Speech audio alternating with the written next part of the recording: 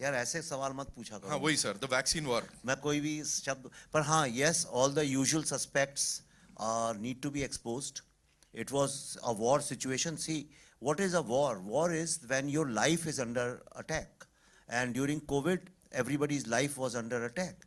And at that time, there were some people where often we think that the soldiers of the country are the people who are taking guns and fighting on the border. But in this situation, there were lots and lots of people, all the COVID frontline workers, the people in administration, people who were flying special planes at that time, and of course the scientists, they were trying to protect our lives and the sovereignty of the country. And at that time, it is very unfortunate that some people were selling India and our lives. I mean, can you believe it? That some people were getting money to promote foreign vaccines and they were trying to sabotage Indian vaccine for their political agenda. So, and these, the names you took are usual suspects. I mean, they are always standing against anything which is in the interest of the country. So obviously, if we are making a film called The Vaccine War, the enemies of India will be exposed. So I don't want to take any names. Just one thing, sorry to interrupt, but here we are, all set to honor the heroes, the real life heroes. So अगर हम उससे ही related सवाल रखें तो अच्छा रहेगा. Thank you so much.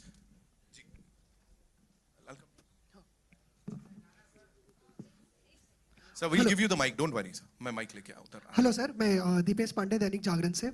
Sir, मेरा सवाल आपसे रहेगा क्योंकि जो लॉकडाउन और कोविड का टाइम है, उस टाइम तो कई स्टोरीज आई, कई उस पर फिल्में भी बनी, सब ने अलग अलग पहलू दिखाए. बोल रहे हैं, समझ में नहीं आ रहा.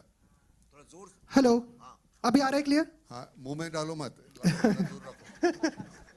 जी. तो मैं कह रहा था कि कोविड टाइम को लेके या लॉकडाउन को लेके अलग अलग स्टोरीज आई, अलग अलग लोगों ने फिल्में बनाई, अलग अलग पहलुओं से बनाई. क्या वजह रही कि आपको लगा कि ये जो वैक्सीन की स्टोरीज है, ये हमारे वैज्ञानिकों की मेहनत है, हमें ये स्टोरीज लोगों के सामने लानी चाहिए? लोगों ने अलग अलग तरीके दिखाए कि कभी पलायन को लेके दिखाया, कभी मजदूरों को लेके दिखाया, कभी. बट आपके लिए क्या इंस्पिरेशन रही कि मुझे इस पे बनाना है? यार पहली बात तो इस फिल्म का कोविड से कोई लेना देना नहीं है. ठीक है, ये कोविड की वैक्सीन जरूर है, लेकिन ये बाकी जो आप फिल्मों की बात कर रहे हैं, इसका फिल्म में कोई कोविड से लेना देना नहीं है. इसमें कोई कोविड का बीमार भी नहीं है फिल्म के अंदर. मैंने ये देखा कि अभी ट्रेंड चेंज हुआ है, सब लोग, हर जितने बड़े बड़े प्रोडक्शन हाउसेज हैं वो सुपर हीरो फिल्म्स बना रहे हैं.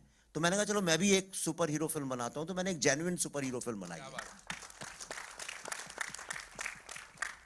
Just because it happened during Covid time, वो नहीं, पर ये एक बहुत बड़ा साइंटिफिक अचीवमेंट है. प्रॉब्लम ये है कि हम लोग इस तरह की कहानियां तब सुनाते हैं 40-50 साल बाद, जब फिर से बायोपिक का फीवर आएगा 50 साल बाद, तो लोग ऐसी फिल्में बनाएंगे. हम हर चीज बनाने में थोड़ा लेट होते हैं. तो मैंने कहा इस बार ऐसा नहीं होना चाहिए. भारत की जो मॉडर्न आज की जो जनरेशन है, उनके सामने जो अचीवमेंट्स हैं वो उनको तुरंत बताना चाहिए. And also it was important before it dies down to tell the world. मैं बताता हूं आपको मैंने ये फिल्म क्यों बनाई है. मैं आपको एक रीजन सबको बताना चाहता हूं. जो कैंसर की जो कैंसर का जो एक पहला, डॉक्टर साहब यहाँ बैठे हैं, मैं अभी बताता हूँ. Doctor Subbarao was his name. मैं कल ही, just give me 1 second, it's very important that you get to know this. 1 second.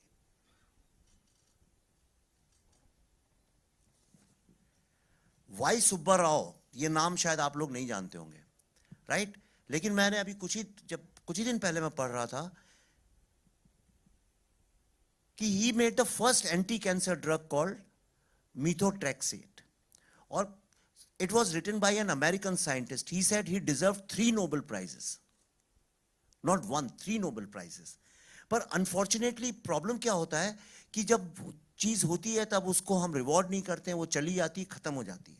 जब मैं इंटरव्यू कर रहा था तो मुझसे एक साइंटिस्ट ने बोला, एक वीरोलॉजिस्ट ने, कि हमारे यहाँ छोटी छोटी बातों में 26 जनवरी को उनकी झांकियाँ निकलती हैं. ऐसा कोई फैसेट नहीं है ह्यूमन लाइफ का जिसके ऊपर झांकियाँ नहीं निकली हैं. पर आज तक बायोसाइंस और वीरोलॉजी के जो साइंटिस्ट हैं उनके ऊपर आज तक एक झांकी नहीं निकली. वैक्सीन बनाने के बाद भी, इस साल के 26 जनवरी में भी नहीं निकली. प्रॉब्लम यह है कि हम भी जब अपने बच्चों से कहते हैं साइंटिस्ट बनो, तो हम हमेशा रॉकेट साइंस या इंफॉर्मेशन टेक्नोलॉजी की बात करते हैं. पर हम लोग कभी इस तरह की साइंस की बात नहीं करते जो हमारी हेल्थ से जुड़ी हुई है. हम हेल्थ के नाम पे सिर्फ डॉक्टर बनाना चाहते हैं.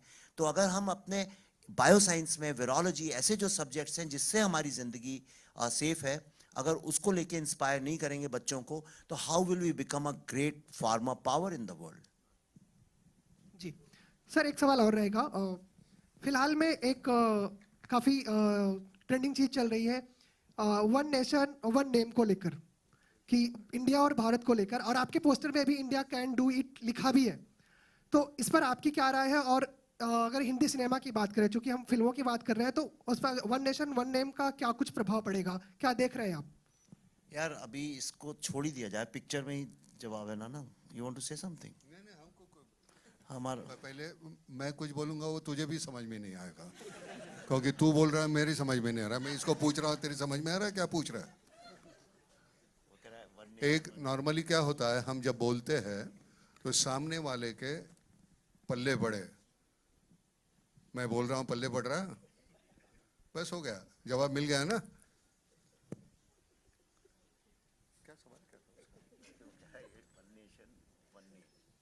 Hi, Vivek sir, Pallavi ma'am.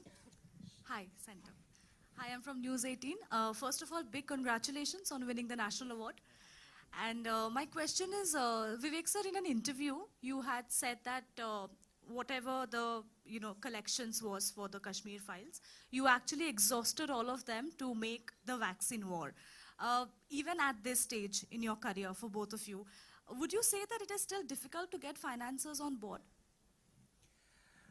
आप वो सब छोड़िए, ये देखिए, आप तो जर्नलिज्म, आप तो फिल्म जर्नलिज्म में ही हैं।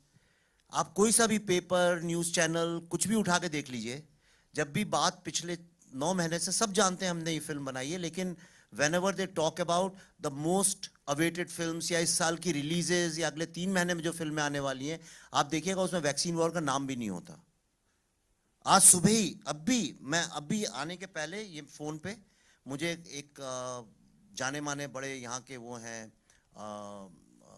मीडिया जर्नलिस्ट या ट्रेड एनालिस्ट, जो भी बोलूँ, यहाँ विद्यमान नहीं है अभी, उन्होंने सुबह मुझे ऐसे ही भेजा किसी का, और उन्होंने लिखा कि the expected films of this month, इस महीने की, सितंबर की, और उन्होंने लिखा now the next biggest hit is going to be another film which is coming on the 28, और हमारी फिल्म का नाम भी नहीं लिखा था रिलीज में, जैसे हम एग्जिस्ट ही नहीं करते हैं। तो जब हम एग्जिस्ट ही नहीं करते हैं तो ऑब्वियसली हमें कौन फाइनेंस करेगा? नहीं, आप समझी नहीं मैंने जो बोला। That's why we have to, हमें रोज अपना कुआं खोदना पड़ता है और खुद अपना पानी निकालना पड़ता है उसमें से। Hello, Pallavi ji. To your left. Hi, this is Russell De Silva from PTI. Your character. थोड़ा जोर से बोलना। This is Russell De Silva from PTI. Your character is based on a real-life scientist.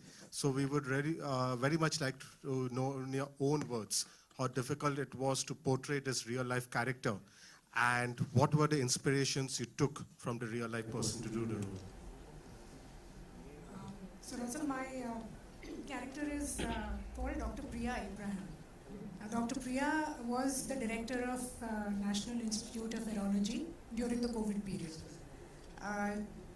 I think she joined a few months before COVID hit. So she was relatively new at NIV when Dr. Bhargav started, talking to her, and if I may say so, started, putting impossible deadlines in front of her. And she had to manage with in record speed, because all these scientists like Dr. Pragya Yadav, Dr. Sri Lakshmi, they're all working at NIV.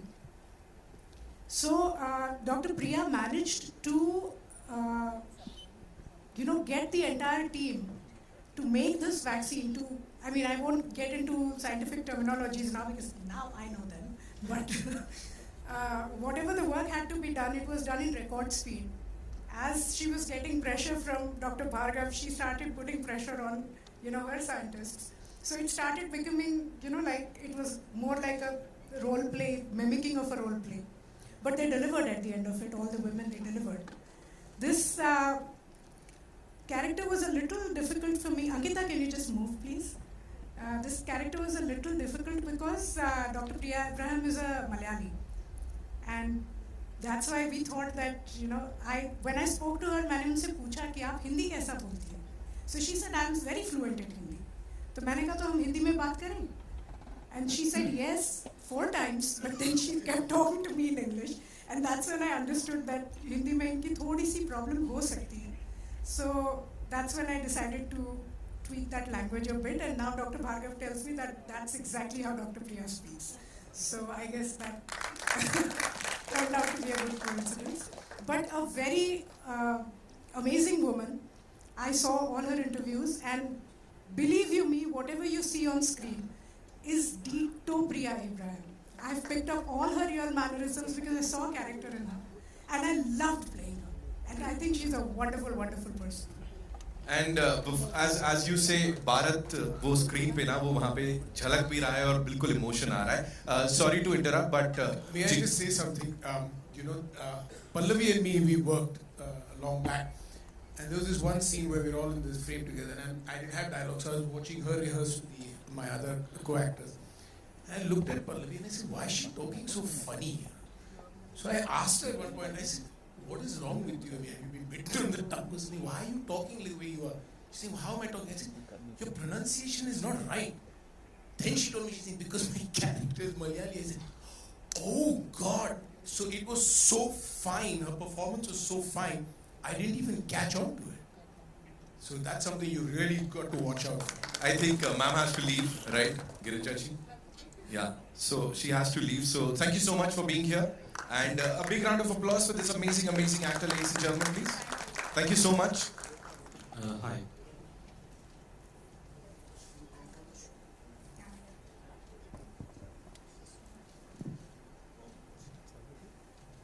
Yeah. Hi, Mayurya from Beyond Bollywood. Obviously, looking at, if you can see me, Mayurya in the center. Yeah. So obviously, after Tashkent Files, the Kashmir Files, and how pleased are you that in this film you're not playing the cynic, and as Mr. Vivek often says, the urban Naxal. Well, I'm glad Vivek didn't give me Rehma's character in this.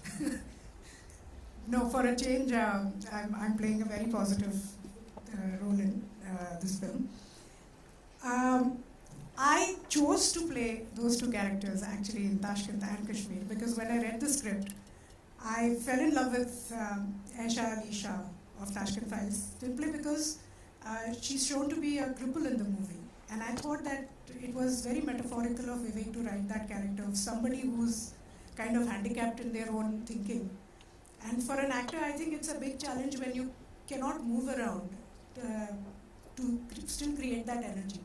So Tashkent was something that I had kind of begged for because Vivek at that point in time was considering casting Ratna Shah for that character. And I said, no, I'll dye my hair, I'll do whatever, I'll play this old woman and I'll make sure that I do justice to that role. And then I think from there, that's what prompted Vivek to probably cast me as Radhika Menon for Kashmir Files. Was it Vivek? Because you had that role in your mind when we were. That was a good audition. Vivek, my question to you is, looking at Raima's character is in a film which is based on a true story. Is her character a work of fiction, or are there inspirations over there as well? See, in this film, there is no fiction. That's why it's called a true story. If you know the rules and the guidelines of CBFC, you're not allowed to write a true story in any film. Maximum you can do is inspired by true life incidents. That's what you can do. Perhaps you will find this is the only film which has got a true story, because this film is based on the book written by Dr. Balram Bhargava called Going Viral. So that is one part of the film. The second part is all the detailed 2 years of interviews and the research which we did, and every scientist's name is real in this film. As far as the journalist is concerned, in fact, you must have seen that couple of news and that toolkit shot. That is the real paper. I've just changed the foundation's name. That's all I've done, just to not to hurt or get into defamation kind of scenario. And the journalist is real. Every single thing, articles, tweets, anything you'll see in this film are absolutely real. Though we have blurred the names in India because Indian CBFC has certain guidelines. Character's name, I have tweaked this thing, but when you'll see the film, you'll know exactly who these are. Every single thing from first frame till the last frame.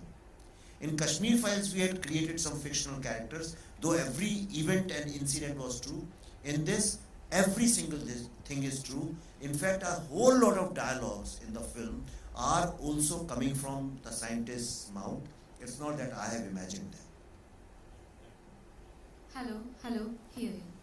Hello, Shilpa here from Mayapuri magazine. विवेक जी, मेरा सवाल आपसे है कि जिस तरह जैसी फिल्में आप बना रहे हैं, कश्मीर फाइल्स हो, अब ये द वैक्सीन वॉर हो, एक इंडियन सिनेमा को अलग लेवल ले जाने की कोशिश है आपकी, और ये सारी जो फिल्में आप बना रहे हैं उनके पीछे विजन क्या है आपके?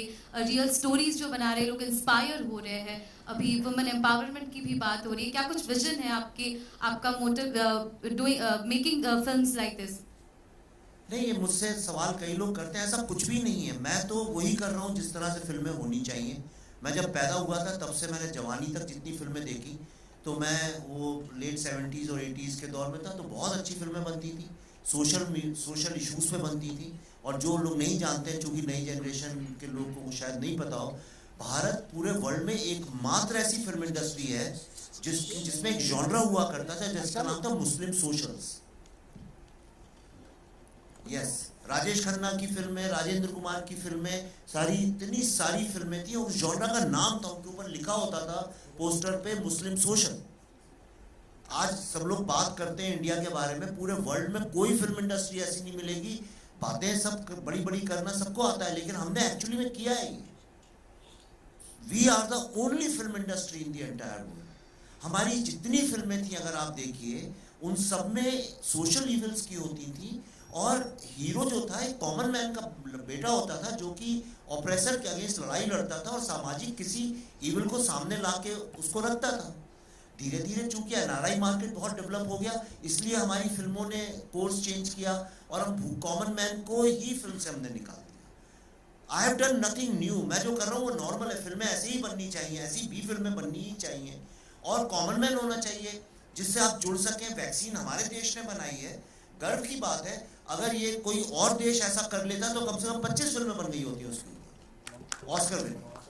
तो मैंने जो किया बड़ा नॉर्मल है। हम लोग क्रिकेटर्स और बॉलीवुड के स्टार्स के नाम पे भी, सिर्फ बॉलीवुड के स्टार्स के अलावा उड़िया फिल्म के स्टार्स को तो कोई नहीं सेलिब्रेट करता ना। गुजराती सिनेमा, मराठी सिनेमा के लोगों को तो नहीं सेलिब्रेट करते, तो सिर्फ बॉलीवुड के स्टार्स को, कि पैसा यहाँ है, हाइप यहाँ है, मीडिया यहाँ है। हम भूल ही गए हैं कि ये देश, अगर आज इतना दुनिया इसको नई नजर से देख रही है, तो वो कॉमन मैन के कारण है। तो ये कॉमन जो हमारी विक्ट्रीज हैं, जब तक हम उनको नहीं सेलिब्रेट करेंगे, तब तक आम आदमी जो है, यंग जनरेशन जो है, how will they feel confident and proud of the country? That's all I am doing. Dr. Bhargav, this is Rajiv Vijayakar here.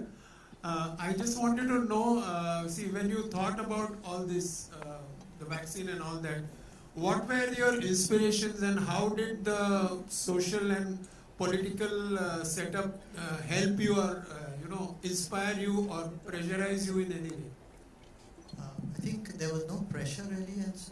Yeah, what I mean in a positive sense. But the atmosphere and the milieu was very positive as far as the support from the leadership, from the government, which was phenomenally there, as well as we were able to do unimaginable things, right from testing kits to PPE kits to gowns to oxygen to masks, and one realized that if you think of it, it can be done, and we were able to achieve it because it was all of government approach for a lot of things. So everyone was working together, and that really was a team, and as you know that together everyone achieves more. That is the full form of a team. So that's what we were able to do. The vaccine, generally it is said that vaccine takes a certain X number of months or years to be developed. So, but you did it so quickly. So, can you tell us what is the reason and how that was achieved? So the demand was there, and work was being done on a war footing. Initially there was a restriction and lockdown, so we were working day and night during the lockdown. All the experiments, whether it be on rats or hamsters or mice or on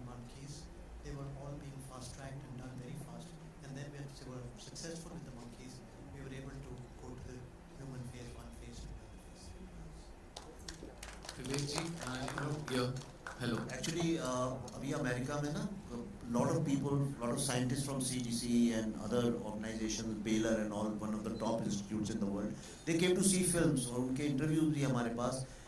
Everybody says it is impossible how you did it, how India did it. Nobody believes, even the top scientists can't believe how we work.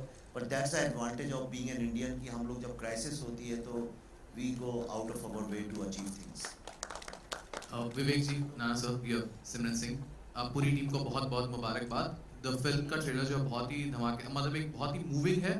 It's emotionally and it's a celebration. एक तरफ से देखा जाए तो मेरा सवाल आप दोनों से बनता है कि नाना सर की एक खूबी ऐसी है कि वो एक बार सीन में अगर चले जाते हैं तो कई बार वो जो होता है वो इम्प्रोवाइज इतना अच्छा करते थे कि फिर वो स्क्रिप्ट के हिसाब से नहीं थे, वो जो उनके दिल में आता है वो ये बोलते हैं. तो ऐसा कुछ सीन आपने को देखा था शूट के दौरान? ना सर आप शायद नहीं बोल पाएंगे, लेकिन विवेक जी इसका जवाब अच्छे से दे पाएंगे. पहले जवाब हो दे, फिर मैं उसके ऊपर मेरा. ठीक है सर, बता दे कुछ. नाना मतलब he's a born writer. He has this knack. आप कुछ भी करो उसमें he can add one small कुछ. He doesn't do much. ऐसा नहीं है कि scene change कर दिया, dialogue he never, not even once. एक line, एक word, एक full stop, एक comma, कहीं फिल्म में कुछ नहीं change. But he'll just come and add one thing. वो पूरा scene जो है change हो जाता है, not only for him, but everybody who's in that scene. So that way नाना के बहुत सारे छोटे inputs हैं जो actually कुछ एक चीज़ें मुझे भी नहीं समझ में आई थी और वो हमने तो उनको बहुत serious समझ के edit किया है. These are serious moments.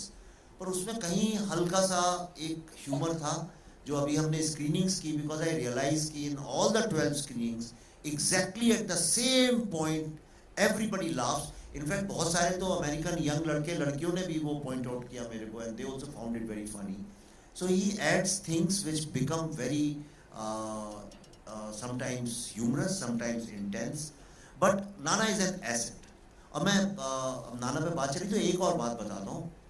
जब ये बात चल रही थी कि किसको इसमें कास्ट करें, ये बहुत डिफिकल्ट था इसके लिए कास्ट करना क्योंकि इसमें दो चीज़ें चाहिए. एक तो पावर ऑफ पर्सनैलिटी भी चाहिए था कि somebody who is leading a team. जब सारी दुनिया कह रही है इंडिया can't do it और अपने ही देश के बहुत सारे लोग एक कैंपेन चला रहे हैं वॉर की तरह से, like enemies that India must not do it. India किसी तरह कई लोग थे बड़े पावरफुल लोग जो चाहते थे कि इंडिया बस फेल हो जाए, इसमें इंडिया वैक्सीन ना बने हमारी, फिर देखेंगे मजा आएगा, कुछ लोग मरेंगे तो उसके बाद हम कहेंगे देखो सब लोग फेल हो गए इस देश में. एक आप फिल्म देखेंगे आपको समझ में आएगा. और दूसरी तरफ एक बंच ऑफ पीपल थे जो कह रहे थे India can do it and we must do it. तो वो लीड करना, इतने बड़े विलेंस के सामने उसको लीड करना, उसके लिए एक पर्सनैलिटी भी चाहिए थी, cinematic personality. And Nana fits to the T in that. दूसरा जो एक चैलेंज ये था कि क्रेडिबिलिटी, और क्रेडिबिलिटी वो परफॉर्मेंस की. जब वो आदमी बोले तो लोगों को यकीन आए कि अगर ये आदमी बोल रहा है ये सच है तो वो सच ही है. और वो तभी आ सकती है जब लोगों व्यूअर्स के दिमाग में वो कंसिस्टेंट परसेप्शन रहा.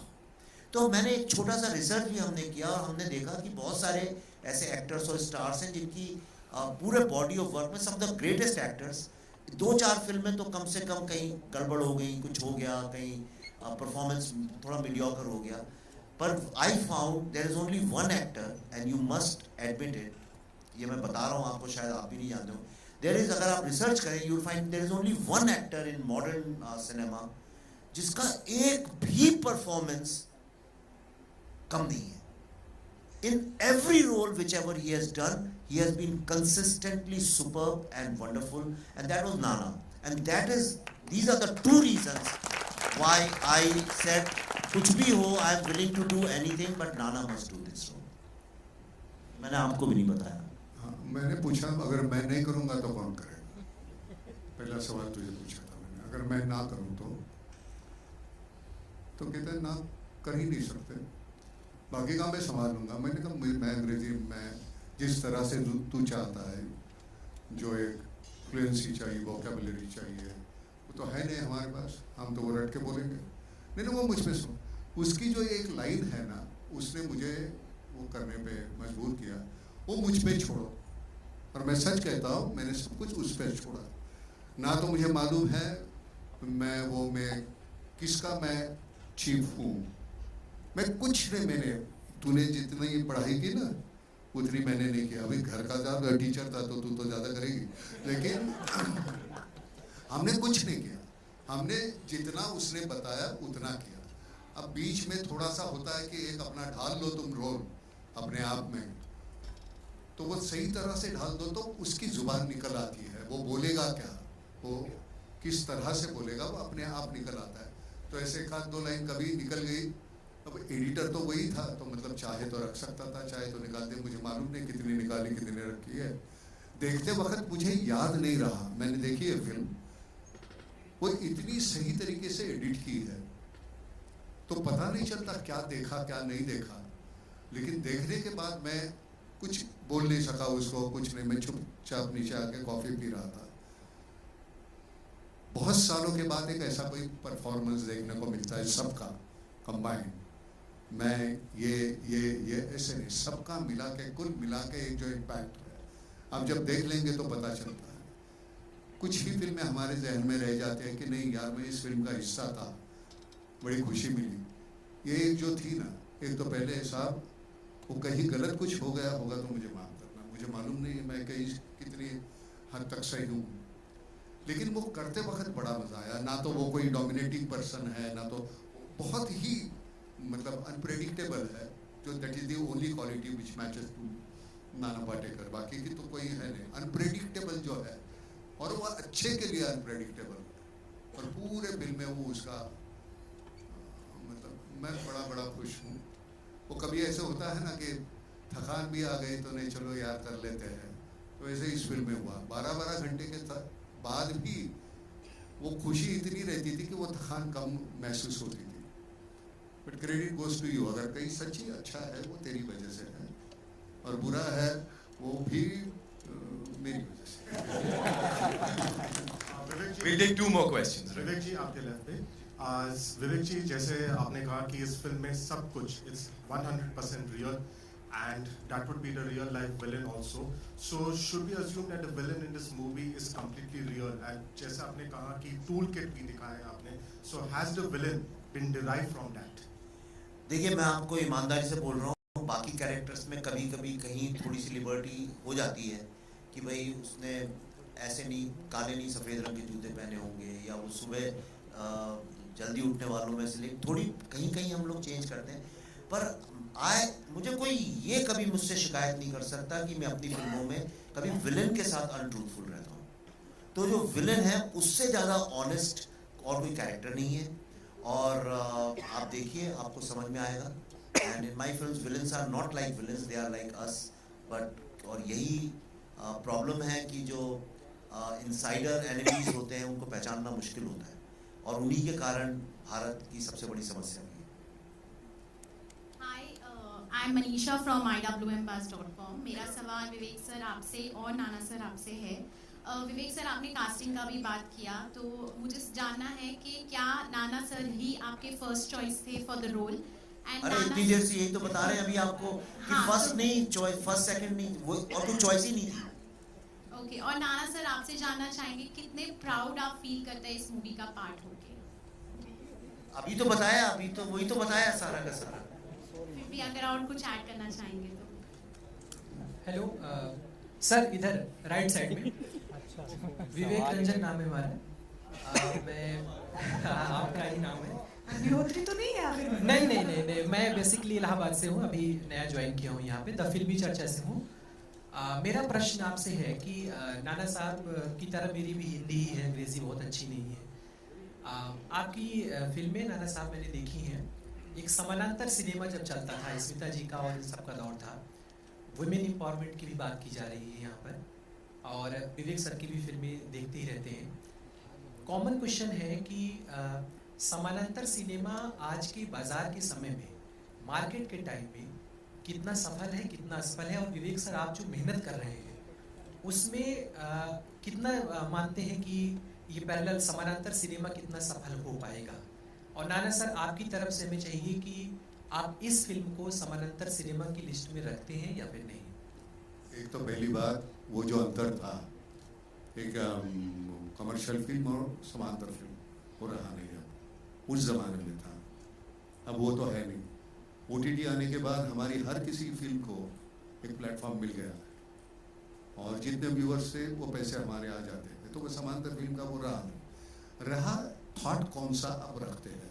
अब जिस तरह की फिल्में हिट हो रही है, आज मैंने कल एक फिल्म बहुत ही हिट हुई वो देखा, मैं पूरी देख नहीं पा रहा था, लेकिन वो बहुत चलती है यार। अब वो चलती है तो मुझे लगता है कि बार बार हम इस तरह का मटेरियल दिखा के लोगों को मजबूर करते हैं ये पसंद करने के लिए।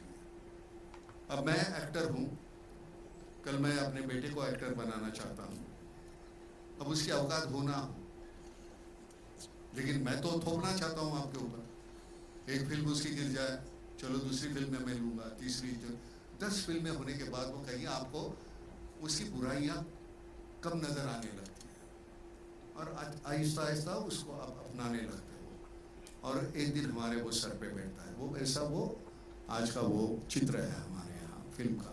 तो कुछ ऐसी घिनौनी फिल्में हैं कि वो हमको देखने पे मजबूर करते हैं और हमको आहिस्ता आहिस्ता लगता है नहीं यही अच्छी फिल्म है। उसमें अगर ऐसी फिल्म आती है तो फिर पता चलता है नहीं यार, 2 फिल्मों में फर्क है।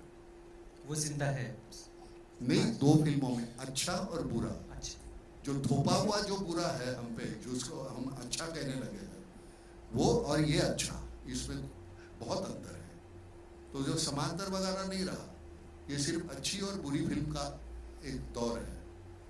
तो हम जिस तरह से माउंट करते हैं, आज मैं हैरान हूँ, मैं तो जाता नहीं, मैं सच कहता हूँ। मैंने विवेक को कहा कि यार मैं प्रमोशन को जाता नहीं, जितना मैं मुझे करना था अच्छा बुरा वो मैंने फिल्म में कर दिया।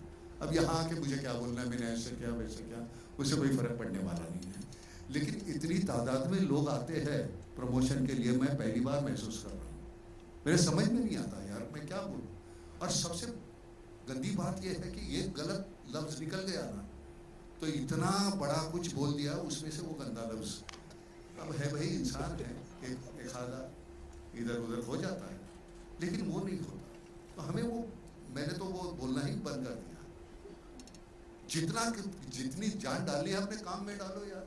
यहाँ बोल के मैं बड़ी बड़ी बातें करूं और मेरी बकवास फिल्म है तो थोड़ी चलने वाली है, और ना भी करूं तो अच्छी है तो वो चलनी ही चलनी। और ये मैं सच कहता हूं, मुझे वो अंदर से लग रहा था कि नहीं यार जाना चाहिए, तो मुझे वो खाम कहीं गांव से मैं इधर आना पड़ा। लेकिन नहीं, ये फिल्म है। अगर दूसरी कोई एक बहुत कमर्शियल किस्म की फिल्म होती तो मैं शायद नहीं चाहता।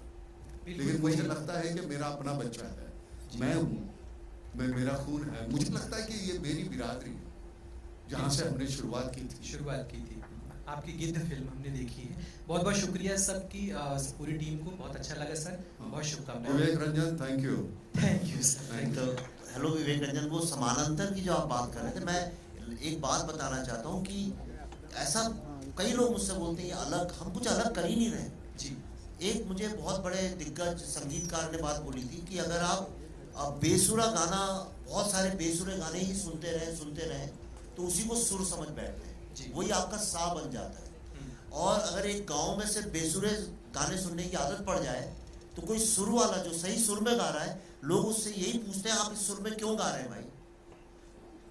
You understood what I am saying. और मैं कोई नया नहीं बाहर से फिल्म इंडस्ट्री में आ गया हूँ कि कोई एक बड़ा फ्रस्ट्रेटेड आर्ट फिल्म बनाने आया था तो अलग तरह की फिल्म बना रहा हूँ। मैंने भी कमर्शियल फिल्मों में काफ़ी साल दिए हैं और बहुत बड़े बड़े स्टार्स के साथ बनाई है, और मैंने बड़े बड़े स्टूडियोज़ के साथ सब प्रोजेक्ट्स में बैठा भी हूँ। मैं बताता हूँ मैंने ऐसी फिल्में बनानी क्यों शुरू की, क्योंकि सब जगह मुझसे हर स्टार ने, हर प्रोड्यूसर ने, हर स्टूडियो ने यही बोला, यार कहानी थोड़ी सिंपल कर दो, लोगों को समझ में नहीं आती है, मतलब थोड़ा डम डाउन कर दो स्टोरी को। एक बहुत बड़े स्टार है, उन्होंने मुझसे कहा था, अरे इंडियन ऑडियंस को कहानी बहुत कम देनी चाहिए, इनको कुछ समझ में नहीं आता। ये पूरी जो एक धारणा बन गई है कि ऑडियंस डम है, और करते करते करते करते हमने वाकई में एक अच्छी खासी तादाद डम ऑडियंस की क्रिएट की है। अगर आप चैलेंज, और ये बात हमने बुद्धा इन ट्रैफिक जैम से, ताशकंद फाइल से, कश्मीर फाइल से और इस फिल्म से प्रूव करेंगे। इतने कॉम्प्लेक्स आइडियाज, जिसमें 50 कॉम्प्लेक्स थीम्स चलती हैं मेरी हर फिल्म के अंदर, हर कैरेक्टर कॉम्प्लेक्स होता है, पूरी फिल्में कमरों के अंदर बंद, कोई गाने नहीं, कोई हंसी मजाक नहीं, कोई एक्शन नहीं, कोई थ्रिलर नहीं, कोई स्टार्स नहीं, कोई हीरोइंस नहीं, एक बंद कमरे में 8-10 लोग बैठ के बातें करते हैं बहुत सारी। पर आप देखिए सारी फिल्मों को ऑडियंस ने सराहा है, सारी फिल्मों की अपनी एक लॉयल ऑडियंस बनी है। तो आप अगर आप सुर में, ये फिल्में ऐसी ही होनी चाहिए कॉमन मैन से रिलेटेड, और होना क्या चाहिए फिल्म में। तो मैंने आपसे कहा कि मैंने सुपर हीरो फिल्म बनाई है, अब आप डिसाइड करिए कौन सी सुपर हीरो फिल्म इंटेलिजेंट है और कौन सी डम्ब है, ये आपको डिसाइड करना है। मैं सच कहता हूँ, वेलकम करते हुए और ये करते हुए दोनों में उतनी ही जान डालनी पड़ती है। यहाँ तो सब कन्विंसिंग है, वहाँ कुछ भी कन्विंसिंग नहीं है, वो कन्विंसिंग बनाना पड़ता है, तो उधर ज़्यादा जान डालनी पड़ती है। समझ में आया ना? जी जी। और अपने आप को टटोलने का एक अच्छा तरीका है, हम किस तरह के एक्टर हैं, क्या हम वो कर सकते हैं? ये तो बड़ा आसान है, वो करना बहुत मुश्किल है। करने वाले हैं उनको नमस्कार, धन्यवाद, शुक्रिया सर। बैठ जाइए।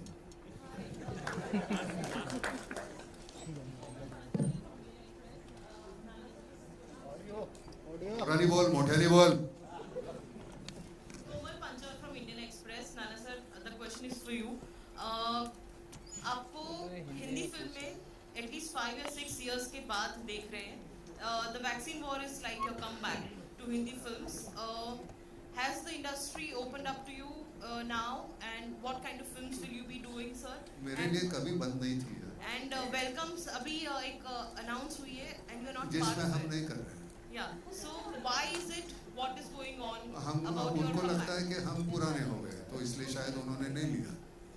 इनको लगता है अब भी हम पुराने नहीं हुए, इसलिए इन्होंने ले लिया। इतना सिंपल है। और कभी आपके लिए इंडस्ट्री कभी बंद नहीं होती।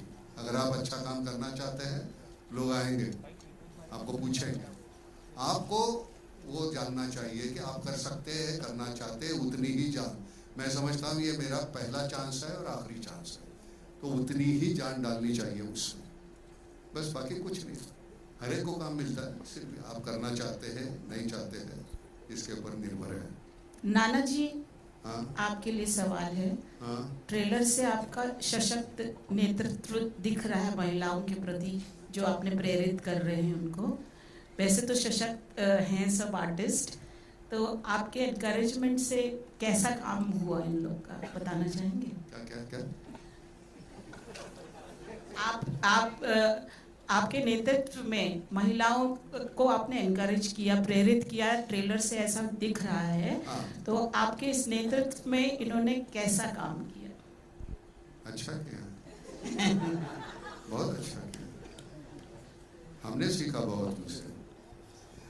क्या होता है, मैं आज सच बोलूं, हम मर्द बहुत इंफीरियर होते हैं, इसलिए हम डोमिनेट करने की कोशिश करते हैं। हमको मालूम है औरत है हमसे ताकतवर है, इसलिए हम डोमिनेट करते हैं। हम इंफीरियर है, हमारी औकात कम है, हम जानते हैं, and that is the reason. Thank you. Thank you so much, ladies and gentlemen. That's all we have for you. I know we've had a wonderful question answer session, and abhi ke liye itna hi hai. एक बार जोरदार तालियां for this team and for all you wonderful people for asking such insightful